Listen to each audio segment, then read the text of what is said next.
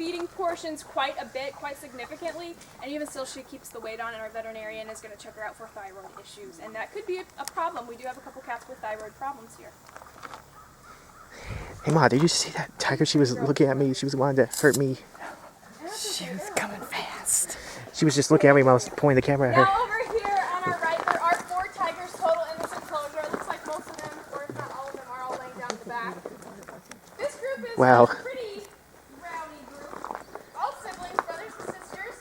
They did have a third tier to their tower, and from several times from running up and down, chasing one another all over the place, they have ripped it down completely.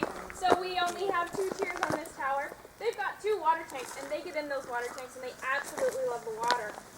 Tigers do everything in their water. They take their food in it. They make roast soup. They go to the bathroom in it while they're eating their food. And I don't mean just peeing. They poop in it too. It's really gross. I thought cats hate water though. Tigers don't. Huh. Yeah, tigers love the water. Well, that's a fact. Tigers. And actually, if you guys take a peek over this way, you can see a tiger in the water at the moment. Oh, taking a bath, huh? Yeah, that's Tony.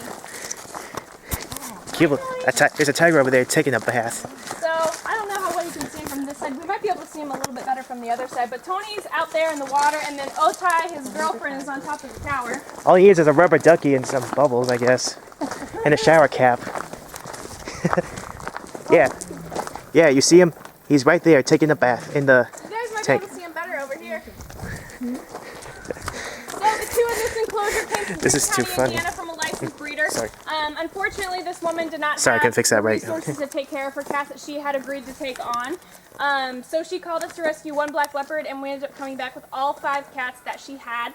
2 tigers, a lion, we'll see in a minute, this black leopard, and a cougar. So we now have all those cats, except for the cougar went to the facility. When we went to rescue these cats in the middle of summer, they had absolutely no water. They hadn't been fed in who knows how long. You could see all the ribs in their rib cage, all the vertebrae in their backbone. Very sickly animals, and we ended up having to take all of them, bring them back here, fatten them up, and they all look really, really good now. So that's Tony in the tank. Tony in the tank. Tony in the tank. I guess you got an idea for a show.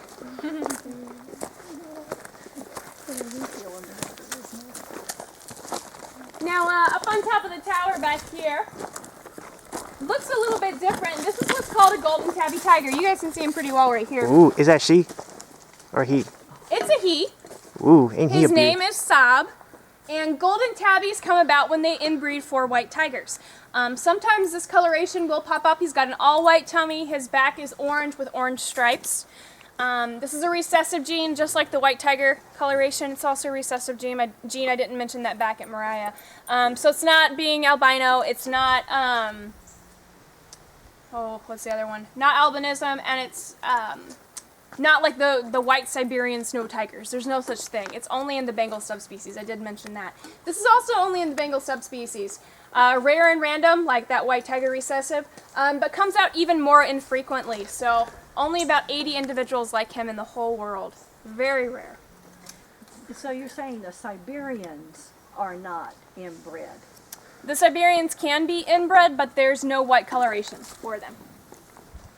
Okay, well, I guess I'm thinking of the Cincinnati Zoo, Okay. and they have the white tigers. Do they?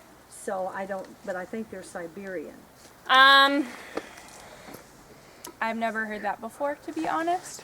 I haven't checked out Cincinnati Zoo in a while. I'll have to look that up. I wonder. It's been a long time since I was there. Okay, yeah, I wonder if they just labeled them, or maybe it was before they found out that it was only in the Bengal subspecies. I don't know.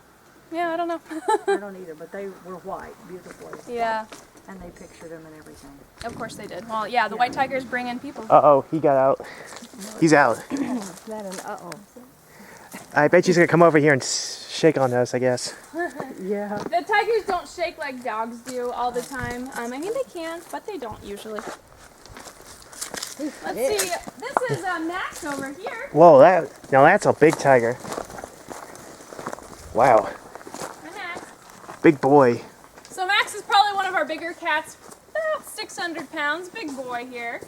Max came to us from a white tiger breeder in Flat Rock, Indiana. He had gotten shut down. The police shut him down after he was raided, and meth was found in his house. So drugs and cats do not go well together. Drugs, period, really don't go all that well. Gets you in a lot of trouble. So Max, we took him at about 5 to 6 weeks old. Hand raised him until he was about 6 months old. And when he was 6 months, we got a call for a 5-month-old female lion who was out on top of the tower there. Her name is Kisa. She was privately owned by somebody out in Iowa. Somebody's pet. This lady was trying to raise her children with a bobcat cub and a lion cub. The state came in and told her to choose which one she wanted to raise more. She chose her children. We got the 2 cats. Now, she did feed Kisa cat food, and cat food is not sufficient for proper growth in lions and tigers. Yeah, I can imagine that. So she does have a nutrition deficiency and brain damage because of this. It's called ataxia, neurological damage. When she walks, it's like she's always trying, like the whole ground is always moving on her. She falls over a lot. She'll look up at the sky and then fall down. She'll walk and then just fall down. She falls down a lot. She's used to kind of rolling around. But these 2, when we introduced them, they've been best friends ever since they were 5 and 6 months old. Now, we do have both of these cats fixed, so we're not going to have any hybrid offspring or anything like that. But if they were capable of breeding, it would be called a tigon. Dad is tiger, mother is lion. The opposite case were our ligers, where dad is lion and mother is tiger. Well, we're going to walk down this pathway. Now, I will ask that you guys stay in the middle, single file. Oh boy, walking the and path. Put your hands down. You will have cats on either side of you. Tony's kind of interested in what's going on over here, but just keep your hands down and you'll be fine. Unless he starts to spray at us. That's why you gotta keep going.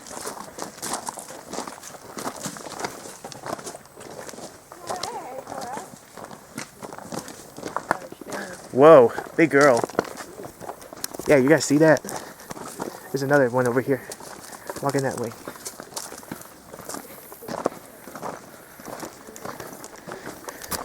So as you can see, we're walking this path.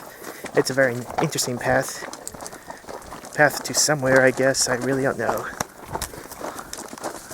And these 2 boys are brothers. This is Tora walking around, and then Suma's laying down on the ground. Now, one way that we tell the cats apart is their stripes. Every single cat has a different striping pattern. No 2 cats are alike, even if they are brothers, sisters, whatever.